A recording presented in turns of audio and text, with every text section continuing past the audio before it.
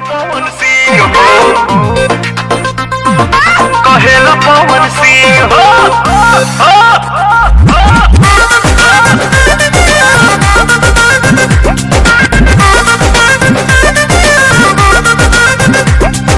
बनत दिहले बाड़ू सबके अपन प्रेम दीवाना हो, अपन प्रेम दीवाना।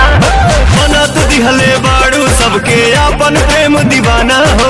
पैबू नहीं हमरा जैसन जिंदगी में मर्दाना हो। करा सगाई पक्का हमरा हाथ से पहिरा रिंग हो। हई भोजपुरिया किंग जमाना कहेला पवन सिंह हो।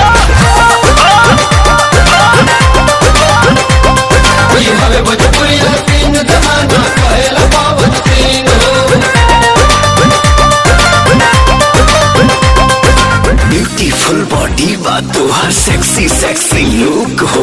ऐसे चलबू तान के सीना चल जाई बंदूक हो।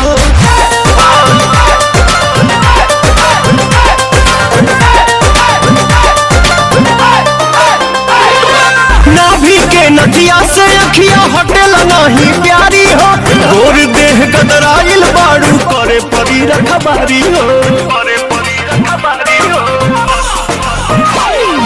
नाभि के नथिया से अखिया हटेला नहीं प्यारी हो। गोर देह गदराइल बाड़ू करे परी रखबारी हो। हमके लफुआ मत बूझा तू हकील नहीं डिंग हो। हई भोजपुरिया किंग जमाना कहेला पवन सिंह हो।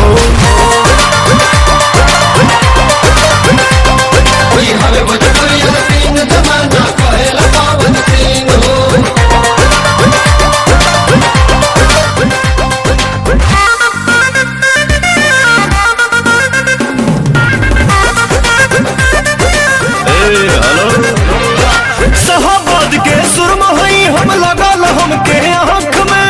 अपना बाप से कह दो शादी हो जाए बैसाख में, हो जाए बैसाख में, हो जाए बैसाख। शहाबाद के सुरमा हई लगल हमके आँख में। अपना बाप से कह दो शादी हो जाए बैसाख में, हो जाए बैसाख में, हो जाए बैसाख में। अभी ये मांग भराला मत करवाबो तुम किंग हो।